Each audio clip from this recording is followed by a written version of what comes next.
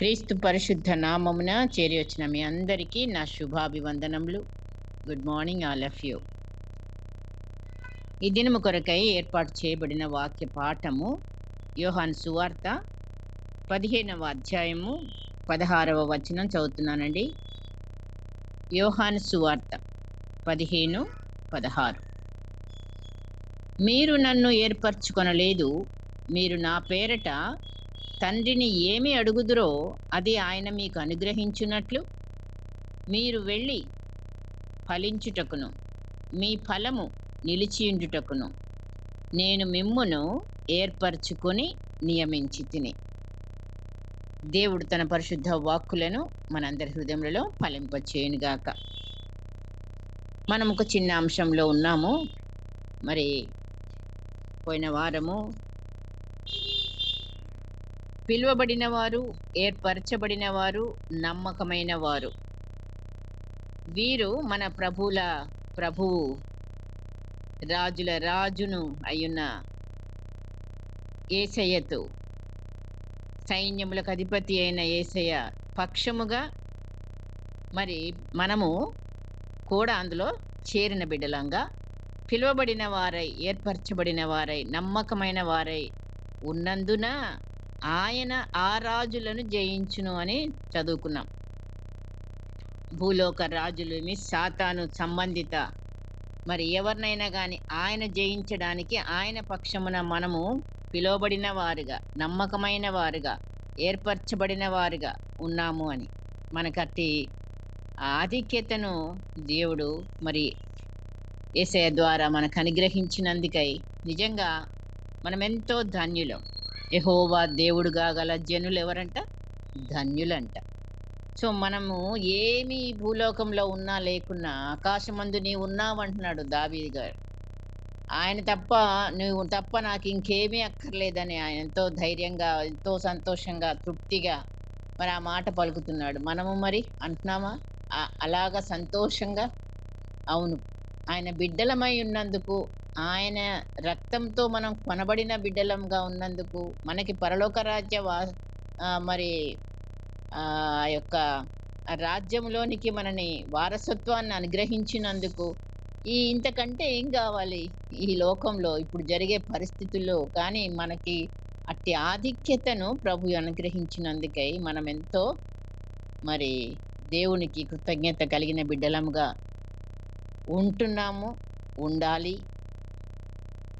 ఇంకా ఎంతమందినో కూడా దేవుని తట్టుకు నడిపించే వారంగా కూడా మనం ఉండాలి. అందుకనే మరి ఈరోజు మరి చదవబడిన వాక్యం ఏంటండి? మీరు వెళ్ళి ఫలించుటకు, మీ ఫలము నిలిచి ఉండుటకు. ఫలించి ఆ ఫలం చెట్టు మీద ఫలించుతుంది. కొన్ని ఫలించి పిందెలుగా రాలిపోవచ్చు, నిలబడకపోవచ్చు. కానీ మన ఫలం ఏమై ఉండాలి? నిలిచి ఉండుటకు నేను మిమ్మును ఏర్పరచుకున్నాను, ఏర్పరచుకొని నియమించాడు కూడా. అట్టి యోగ్యత నీకు నాకు కూడా దేవుడు ఇచ్చినందుకై దేవునికి వందనాలు, స్తోత్రాలు చెల్లిస్తూ మనము మరి ఆ యొక్క ఆధిక్యతని మనము సార్థకం చేసుకోవాలి కదా. అవును, యేసయ్య మనలను మొదటిగా ప్రేమించాడు. అవును, ఆ ప్రేమతోనే ఈ లోకానికి ఆయన వచ్చాడు. ప్రేమతోనే పిలుపును ఇచ్చాడు, పిలుచుతున్నాడు, అందరినీ పిలిచాడు. ఆ పిలుపులో మనం కూడా జాయిన్ అయ్యాం. మరి ఏర్పరచుకున్న బిడ్డల్లో కూడా మనం ఇప్పుడు ఉన్నాము. అందుని బట్టి దేవునికి మరొకసారి వందనాలు. ఆయన ఎవరు? యజమానుడు, ప్రభువు.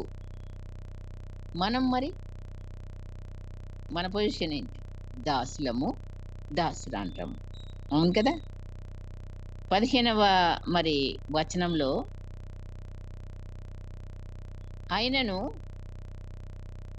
ఇక్కడ మనము చూస్తున్నాము, దాసులు అనడం అని. 15వ వచనం చదివితే ఈ అధ్యాయం అంతా కూడాను మరి ఆయన నిజమైన ద్రాక్షవల్లి అని మనకంత కంటది కదా. ఆయనలో ఫలించాలి. ఆయన ద్రాక్షవల్లి, మనం తీగలు, రైట్.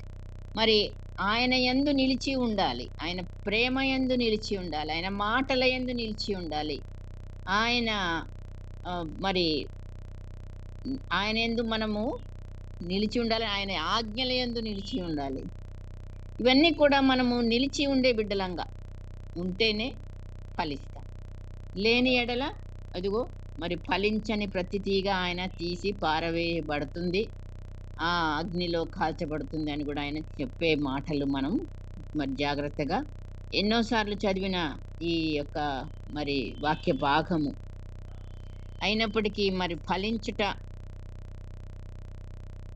ఎందుకని అక్కడ మొదటి లైన్‌లో ఏముంది 16వ మనది మనం ఆయన నేర్పరచుకోలేదు. కానీ ఆయన మనల్ని నేర్పరచుకున్నాడు. ఎందుకు ఏర్పరచుకున్నాడు?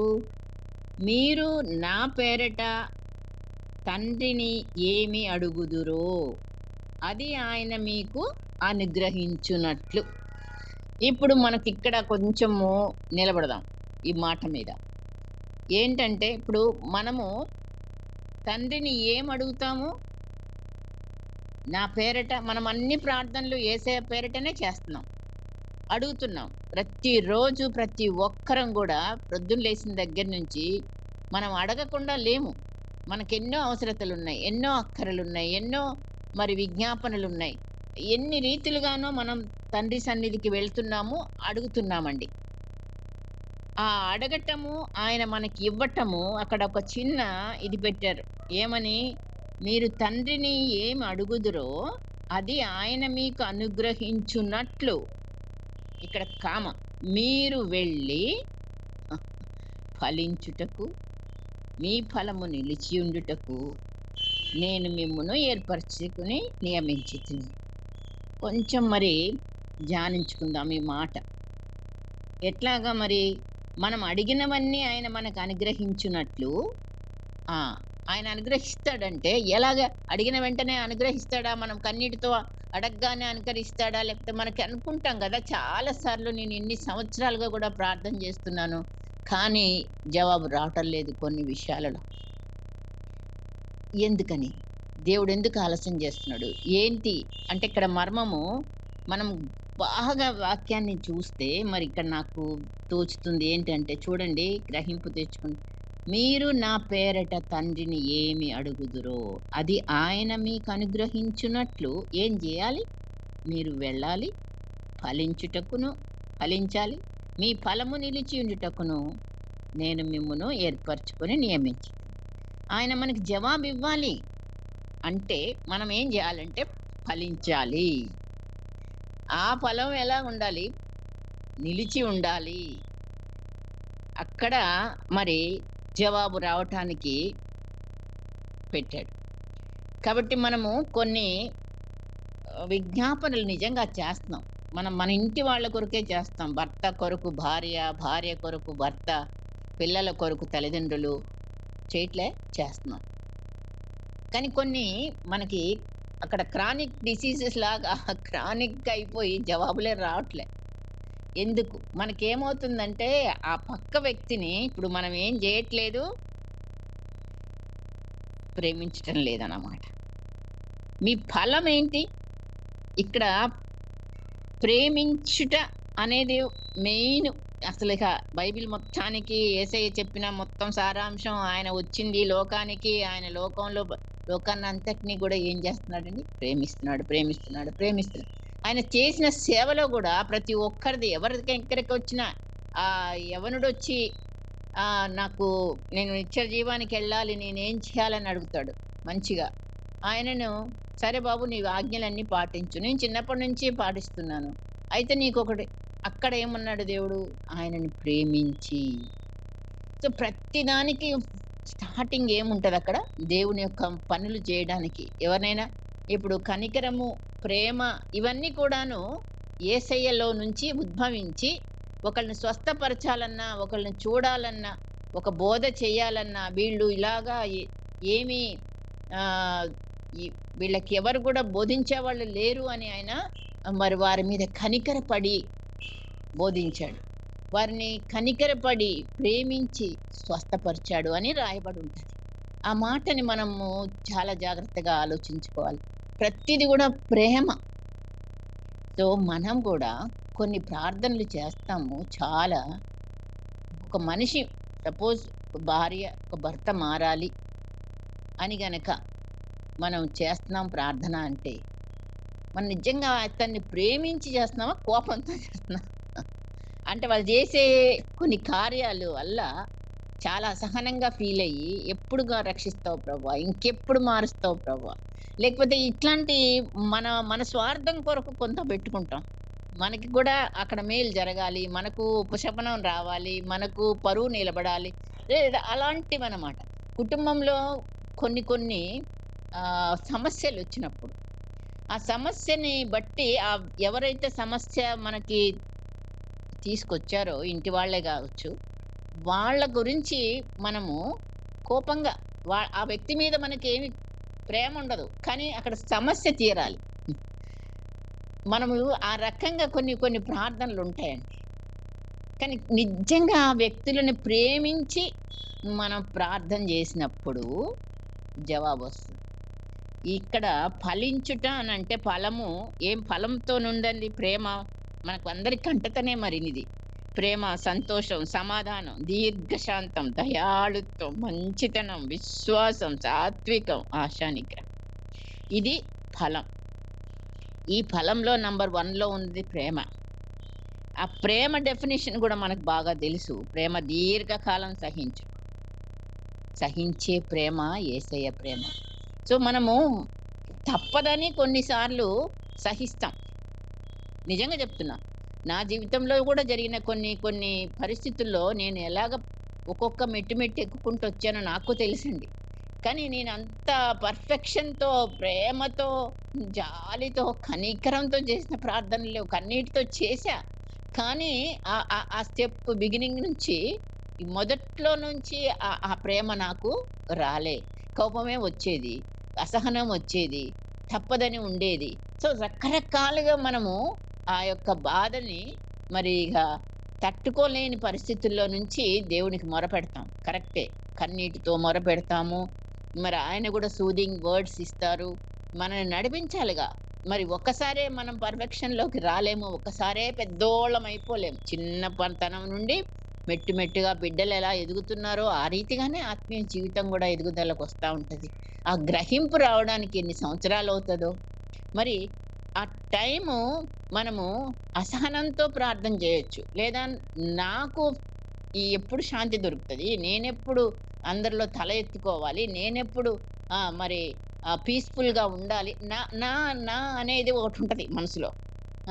ఆ! దాంతో మనం ప్రార్థన జేస్తాము. లేదంటే కోపంతో జేస్తాము, విసుగుతో జేస్తాము. మరి ఏ రీతిగానో మరి దేవుడికైతే మొత్తానికి కన్నీటితో చేస్తాం. అది కరెక్టే. అందుకే జవాబు సరిగా మనకి దొరకదు తొందరగా. కానీ ఎలాగ చెయ్యాలి అంటే ఇక్కడ చూపిస్తున్నాడు దేవుడు. మీరు వెళ్ళి ఫలించుటకు మీ ఫలము నిలిచియుండునట్లు నేను మిమ్మును ఏర్పరచుకున్నాను. ఏర్పరచుకున్న బిడ్డలంలో ఉన్నప్పుడు మనం ప్రతి బిడ్డని గూడా ప్రేమించాలి. నంబర్ 1 ఫస్ట్ ప్రేమించాలి. ప్రేమతోనే కరెక్ట్ చెయ్యి. దేవుడు గూడా అంతే. ప్రేమతోనే శిక్షిస్తున్నానన్నాడా? అవును. నువ్వు ప్రేమ కడుపులో నుంచి ఉంచుకొనే అప్పుడు నువ్వు ఆ వ్యక్తి కొరకు ప్రార్థన. క్షమించి ప్రార్థన. మరి సమర్పణ అంగీకరించాలి, కానుక అంగీకరించాలి అంటే ఎట్లా రావాలన్నాడు? సమాధానము మీ పక్కనోళ్ళతో సమాధాన పడి అప్పుడు నాకు నీ కానుకను సమర్పించన్నాడు. కానుక అన్నీ గూడా అంతే. ప్రార్థన సమర్పించినా గూడా మనకు సమాధానం లేకుండా కేవలం వెళ్లి మనం మాత్రమే ప్రార్థన చేసుకుంటే గూడా దానికి సమాధానం వెంటనే దొరకలేదు. కాబట్టే మనము ఇదిగో ఈ ఈ ది ఈ ప్రేమ అనే డెఫినిషన్‌ని ప్రాక్టికల్‌గా లైఫ్‌లో మనము దాన్ని ఏం జేయాలి? ప్రేమ వస్త్రం ధరించాలి. ఆ వస్త్రంలో ఏమేమి ఉన్నాయో మరి దీర్ఘకాలం సహించే ప్రేమ యేసయ్య ప్రేమ. దయ చూపించే ప్రేమ దయగల యేసయ్య ప్రేమ. మత్సరపడదు డంబముగా ప్రవర్తింపని ప్రేమ. ఉప్పొంగని ప్రేమ. మరి అమర్యాదగా నడవని ప్రేమ. మరి ఎన్ని సార్లు ఒకరి ఎడల ఒకళ్ళం అమర్యాదగా మాట్లాడుకుంటున్నాం? నిజంగా. నేను సంపాదిస్తున్నాను అనే ఒక అహం ఉంటది. ప్రతి ఒక్క వ్యక్తిలో. నేను ఇంత సంపాదిస్తున్నా, ఇంకా కొంచెం ఎక్కువ సంపాదిస్తే. నేను ఇన్ని కార్యాలు చేస్తున్నా. అది కూడా చెప్పుకోవడం. ఇవన్నీ నువ్వెలా చేస్తున్నావు? దేవుడు లేకుండా చేయగలవా? ఒక్క ఊపిరి కూడా పీల్చుకోలేని మనము, మరి మనం చేసిస్తున్నామనేసి ఆపాదించుకుంటే ఎంత ఇది? నాకు చెందవలసిన స్తోత్రమే అన్య దేవతకు చెందనీయనన్నాడు రోషం గల దేవుడు. కాబట్టి ఆయన, ఆయన, ఆయన. ఆయన ద్వారా నువ్వు నిలబడ్డావు. ఆయన ద్వారా నువ్వు జాబ్ చేస్తున్నావు. ఆయన ద్వారా నువ్వు ఈ శక్తి గల కార్యాలు ఏదైనా గానీ, నీవేం చేసినా సరే అది నీవు గాదు. నీతో ఉన్న దేవుడు ద్వారా, యేసయ్య ద్వారా, పరిశుద్ధాత్ముని ద్వారా నువ్వు నిలబడుతున్నావు. ఆయన ద్వారానే ఫలింపజేస్తాడు. ఆయనను అడిగి పొందుకొని మనమప్పుడు ఆత్మ ఫలంలోకి వెళ్తాము. నిజంగా మరి అమర్యాదగా నడవని ప్రేమ, స్వప్రయోజనమును విచారించుకోనని ప్రేమ. మరి మనకి ఎన్నిసార్లు ఇది నాకేది అని అడిగే మాటలు రాలేదా? వస్తున్నాయి, ఇప్పుడు కూడా వస్తున్నాయి. మరి నేనెక్కడున్నా, నాదేది, నా పేరేది, నా నా స్వప్రయోజనం. సంతోషము. ఎందులో సంతోషించాలి? సత్యమునందు సంతోషించే ప్రేమ. అన్నిటినీ కొన్నిటిని తాళుకుంటామండి ఎట్టో కట్ట. ఇక నేను తాళుకోలేను అంటాం. అక్కడ రాసి పెట్టింది మరి అక్షరాలు మరి అన్నిటినీ చదివేస్తాం గడగడ, గంట కూడా పెట్టేస్తాం కొన్నిసార్లు. కానీ అక్కడ ప్రాక్టికల్‌గా వచ్చినప్పుడే మనకి అందుకే ఫలించటము లేదు. మరి ఏర్పరచబడిన వారు ఎలాగుండాలి? జవాబు పొందుకునే వారంగా ఉండాలి. యేసయ్య యొక్క మరి ప్రేమను మనము ఇగో ఇవన్నీ మనం కలిగి ఉంటేనే ప్రేమ స్వరూపులంగా కూడా మనము మార్చగలిగిన దేవుడు మనకున్నాడు. ఓర్చుకునే ప్రేమ, మరి నిరీక్షించే ప్రేమ, నమ్మగలిగే ప్రేమ. అన్నిటినీ నమ్మును. మనం నమ్మం కదా! నేనైతే నమ్మను కొన్నిసార్లు. చాలా సార్లు నమ్మను. అదెందుకు ఇలాగ, ఇదెందుకు అలా అడుగుతానే ఉంటామండి బాబు. మరి ఇవన్నీ మనం ఏం చేయాలి? కత్తిరించి పడాలి. అందుకే ఫలించే కొమ్మలో పనికిరాని తీగలు ఆయనే తీసివేయను. కరెక్టే. ఆయన దగ్గర మనం అప్పగించుకోవాలి, అడగాలి. ఫలించే మరి కొమ్మగా నన్ను ఉంచావు నాయన. కొన్ని పిందెలున్నాయి, కానీ ఇంకా కూడా ఫలించడానికి, అవి నిలిచి ఉండడానికి మరి మనం అడగాలి. ఏమైనా ఇంకా నాలో తీసివేయబడాల్సిన మరి తీగలు ఏమైనా ఉన్నవో అవి తీసేయి తండ్రి, నేను తీసేసుకోలేను. ఇగో ఇక్కడే మరి మనము దేవుడికి మనల్ని సమర్పించుకున్న బిడ్డలంగా, ఏర్పరచుకున్న బిడ్డలమైతే ఖచ్చితంగా ఆయన ఏర్పరచుకున్నాడు. మరి మనం మొదటికొస్తే తండ్రి పాత నిబంధనలో నుంచి మనం చూస్తే అసలు ఏర్పరచబడిన వారు ఎవరంటే వారి అర్హతలేంటి అనంటే మనం చూస్తాము. యెషయా గ్రంథం 41లో చూస్తే దేవుడు తన స్నేహితుడైన అబ్రహాము సంతానమైన ఇశ్రాయేలు ప్రజలను ఏర్పరచుకున్నాడు అని. అంటే నా సేవకుడు అయిన ఇశ్రాయేలు, నేనేర్పరచుకున్న యాకోబు, నా స్నేహితుడైన అబ్రహాము సంతానమా. స్నేహితుడైన అబ్రహాము సంతానమా, అక్కడే పిలుస్తున్నాడు అబ్రహాముని స్నేహితుడని మనకు తెలుసు. సో ఇక్కడ కూడా మనం చూద్దామండి. మనం చదువుకున్న ఈ వాక్య పాఠంలో ఏమైంది? 13 నుంచి చూస్తే 13వ వచనం నుంచి 15 అధ్యాయంలో ఉన్నాం మనము. తన స్నేహితుల కొరకు తన ప్రాణము పెట్టువాని కంటే ఎక్కువైన ప్రేమ గలవాడెవడు లేడు. నేను మీకు ఆజ్ఞాపించు వాటిని చేసిన ఎడల మీరు నా స్నేహితులై ఉందురు. మనం అందరం కూడా ఇప్పుడు ఆయనకి ఏమవ్వాలి? ఇంకా నేను పాపిని బిడ్డని అని ప్రార్థన చేస్తే బిడ్డలం ఉన్నాం మనం. ఇంకా అలా కాదు. ఇప్పుడు మన యొక్క స్టేటస్ పెరుగుతున్నదా లేదా? మనం విశ్వాసులమయ్యాం, కుమార్తెలమయ్యాం, శిష్యులమయ్యాం, దాసురాండ్రం. నెక్స్ట్ స్నేహితుడు. ఇప్పుడు స్నేహితులతో ఆయన ఈక్వల్గా మరి మీరు దాసుడంటే ఇక్కడ ఉంది 15వ వచనం చూస్తే, దాసుడు తన యజమానుడు చేయు దానిని ఎరుగడు గనక ఇక మిమ్మును దాసులను అని పిలువక స్నేహితులనని పిలుస్తున్నాను.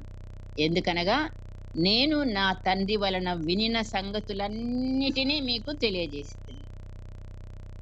అన్నీ కూడా ఆయన మనకు చెప్తున్నాడండి వాక్యం ద్వారా. ఎక్కడ కూడా ఆయన దాచలేదు.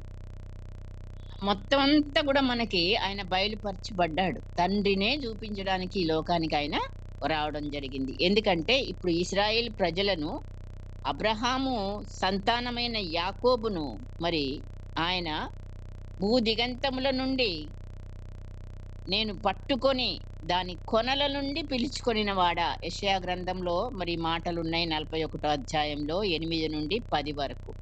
ఈ మాటలు, నీవు నా దాసుడవనియు నేను నిన్ను ఉపేక్షింపక ఏర్పరచుకొంటిననియు నేను నీతో చెప్పి ఉన్నాను.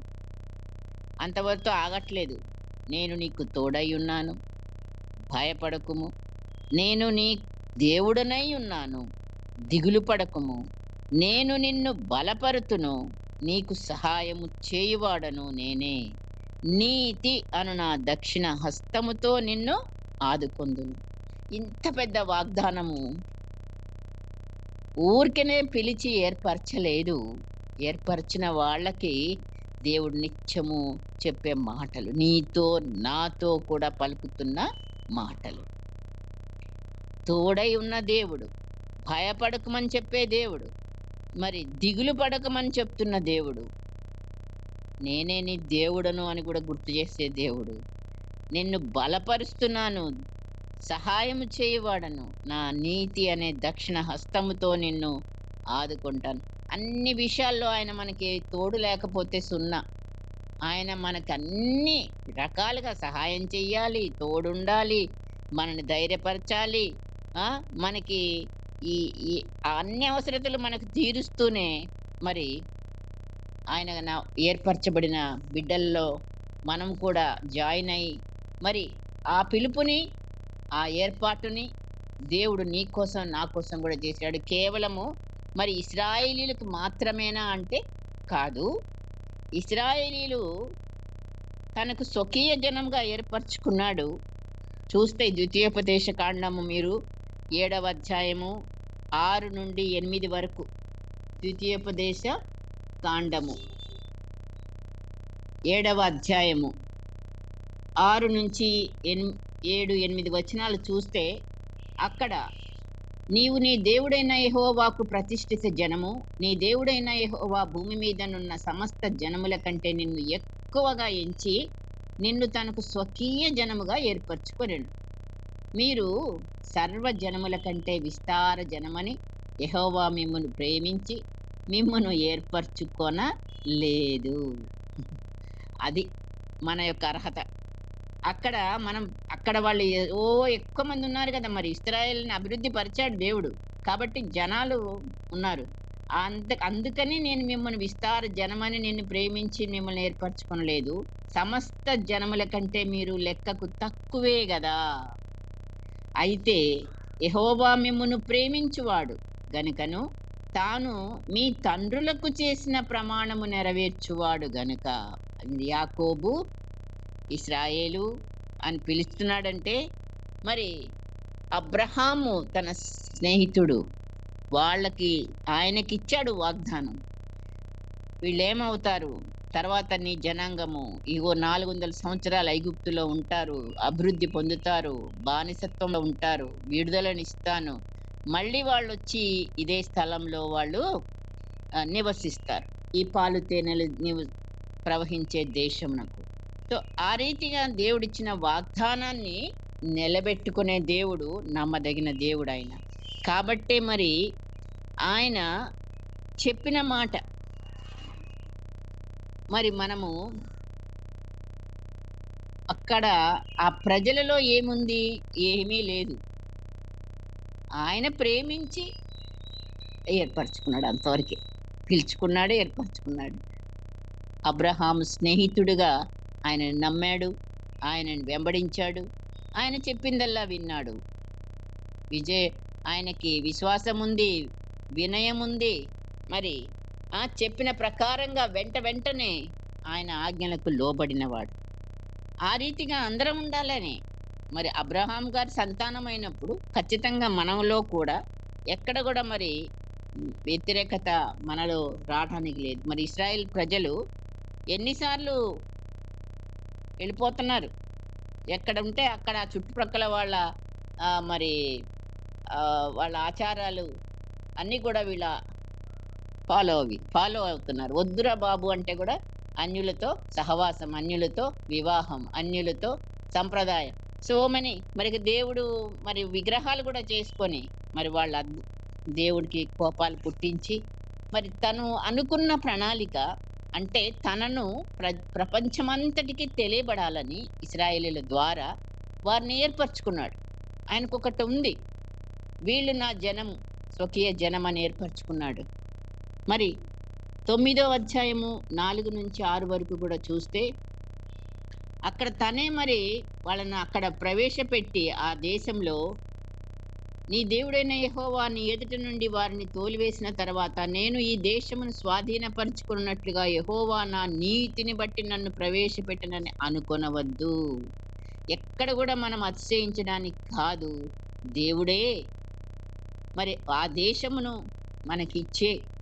ఇచ్చిన దేవుడు అని మనం యథార్థ హృదయం ఉన్నందుకు, లేకపోతే నేను మంచిదాన్ని అయినందుకు, నేను నాలో చెడుతనం లేనందుకు అని మనము అనుకోవడానికి కాదు. ఆయన అంటున్నాడు 7వ వచనం, అరణ్యములో నీవు నీ దేవుడైన యెహోవా కోపం పుట్టించిన సంగతిని జ్ఞాపకం చేసుకొనుము, దాన్ని మరవవద్దు. మనం కూడా మన జీవితాల్లో అనేక సార్లు ప్రభువుని ఆత్మను దుఃఖపెట్టిన వారము, ఇప్పటికీ కూడా కొన్ని విషయాల్లో మనము దుఃఖపెట్టే వారంగానే ఉంటున్నాము. మనము ఎప్పుడు కూడా వాక్యాన్ని చదివినాక నెక్స్ట్ మన జీవితాన్ని చూసుకోవాలి. వాక్యం అర్థం కదా. మరి నా జీవితంలో నేనెంత ఆయనకి లోబడి ఉంటున్నాను, ఆయన ఎంతగానో తోడై ఉంటున్నాడు, ఆయన ఎంతగానో మనకి బలపరుస్తున్నాడు, ఆయన ఎంతగానో నన్ను కూడా ప్రేమిస్తున్నాడు. అన్నీ కూడా చేసినా కూడా మనం అర్హత కోల్పోతున్నామా? మరి ఆయన మరి ఏం చేస్తున్నాం? యేసయ్య ఒక్కడే. ఇప్పుడు ఇశ్రాయేలీలు ఏం చేయాలి? దేవుణ్ణి గనపరచాలి ఆ ప్రపంచానికి. కానీ వాళ్ళు అక్కడ ఫెయిల్ అయ్యారు, చేయలేదు ఆ పని. వాళ్ళ ద్వారా దేవుడు ప్రపంచానికి తెలియబడలేదు. కాబట్టే మరి యేసయ్య తానుగా మరి తన కుమారుణ్ణి చూడండి. యెషయా గ్రంథము 42వ అధ్యాయంలో చూస్తే అక్కడ మరి దేవుడు, తండ్రి అయిన దేవుడు కుమారుణ్ణే మరి ఇశ్రాయేలుని ఎలా పిలిచాడో, నా దాసుడా సేవకుడైన ఇశ్రాయేలు అని, నేను ఏర్పరచుకున్న యాకోబు అని పిలిచాడు దాని ముందున్న అధ్యాయంలో. ఇక్కడ 42లో ఇదిగో నేను మొదటి వచనం చదువుతున్నా. మొదటి నుంచి 7 వరకు చదవచ్చు, కానీ టైం లేదు కదా మనకి. మీరు చదవండి తర్వాత, మొదటి నుంచి 7 వరకు. 42 మొదటి చదువుతున్నా. ఇదిగో నేను ఆదుకొను నా సేవకుడు, నేను ఏర్పరచుకొనిన వాడు, నా ప్రాణమునకు ప్రియుడు, అతని యందు నా ఆత్మను ఉంచి ఉన్నాను. అతడు అన్యజనులకు న్యాయము కనపరచును, అతడు కేకలు వేయడు, అరవడు, అతడు తన కంఠస్వరము వీధిలో వినబడనీయడు. అట్లాగా మరి గుడ్డివారి కన్నులు తెరచుటకు, బడిన వారిని చెరసాల నుంచి విడిపించుటకు, మరి ఆయన ఈ లోకంలో చీకట్లోనున్న వారికి, బందీ గృహంలో ఉన్న వారికి వెలుపులు తెచ్చుటకు, వెలుగునిచ్చుటకు తనను పిలుచుకొని అని తన కుమారుణ్ణి ఈ లోకానికి పంపితే తప్ప మరి ఇంకెవ్వరు కూడా ఏ దేవుణ్ణి మరి కనపరిచిన వాళ్ళుగా లేరు. ఇప్పుడు దేవుడు ప్రేమిస్తున్నాడు లోకమును అనంటే ఆ ప్రేమ యేసయ్య చూపించి తన ప్రాణాన్నే సమర్పించి ఎంతగా మరి ఈ రోజు వరకు కూడా మన కొరకైనా విజ్ఞాపన చేస్తూ మరి మనం కూడా ఆయన స్వరూపంలోనికి మార్చబడాలని, మనము ఏర్పరచబడిన వారిలో ఒకరముగా ఉండాలని, అన్యులమైన మనము నిజంగా మరి ఆయనను ఆనాడు శిష్యుల ద్వారా మరి ప్రకటించబడిన ఆ సువార్తను ఎందరో మన నమ్మారు. అందులో పౌలు ప్రత్యేకించి మనకు బాగా అన్యజనులకు అపోస్తలుడుగా మరి నేను ఏర్పరచబడ్డాను అన్నాడు. ఏర్పరచుకున్నాడు దేవుడు, నా ఏర్పరచుకున్న సాధనం అని అన్నాడు పౌలుని. ఆ రీతిగానే ఆయన తన జీవితం అంతా కూడాను మనం చూస్తాము. మరి ఎంత నిస్వార్థంగానో, ఎంతటి వాడు ఎలాగా మార్చబడి మరి దేవుని కొరకు మరి ఏర్పరచబడిన వారి లిస్టులో మరి ఆయన తను చేసిన పరిచర్యలు, సేవలు. మరి ఇప్పుడు మనమందరం కూడా ఎవరయ్యా ఏర్పరచబడిన వారు అంటే నీవు నేను అందరం కూడా. అంటే ఎవరో విశ్వాసులో వారందరూ కూడా ఏర్పరచబడిన వారు. యేసయ్య ఏమన్నాడు? ఏర్పరచబడిన వారిని గూర్చి ఒక మాట, పిలువబడిన వారు అనేకులు, ఏర్పరచబడిన వారు కొందరే. సో కొందరిలో మనం ఉన్నామా? పిలువబడిన వారిలో ఉండొచ్చు గాక. అందరు ఇన్విటేషన్స్ ఇస్తాం మనం. అందరు వస్తారా? రాకపోవచ్చు. అట్లాగే పెండ్లి విందు, మరి లూకాసు వార్త 14వ అధ్యాయంలో పిలువబడిన వారి కోసం అందరినీ పిలిచాడు రాజు పెండ్లి విందుకి. కానీ కొందరే వచ్చారు. పిలువబడిన వారిలో చాలా మంది సాకులు చెప్పినట్లుగా కూడా మనం చూస్తాం.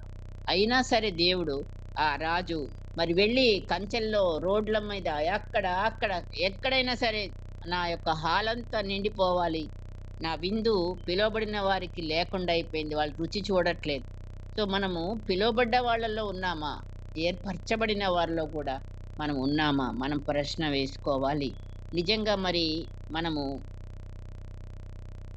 మనలో యేసయ్య ద్వారా మనం పొందుకున్న క్షమాపణ, మనం పొందుకుంటున్న ప్రేమ, ఇవన్నీ కూడా నీతి, వెలుగు, ప్రతిరోజు వాక్యం ద్వారా వెలుగు నాలో నీలో ప్రకాశిస్తూ ఉన్నాడు దేవుడు. వాక్యము వెల్లడి అవుట తోడనే వెలుగు కలుగును, బుద్ధి లేని వారికి బుద్ధి.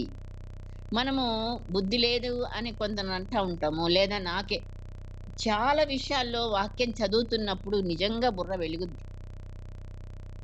ఇంతవరకు నాకు ఇది తెలియలేదే, ఇంత మర్మము ఉన్నదా ఈ వాక్యంలో అనిపిస్తుంది ఒక్కొక్కసారి. చాలా దేవుడు మనం ఎక్కువసేపు కొంచెం ధ్యానించుకుంటూ కూర్చొని అదే పనిగా ఆలోచన చేస్తూ ఉంటుంటే ఈ తలంపులు వస్తాయి. దేవుడు ఇస్తాడండి, దేవుడు బయలుపరుస్తాడు. కానీ మనం ఆ టైం ఆయన కొరకు వెచ్చించాలి అంతే. మనం ఆయనతో గడపాలి.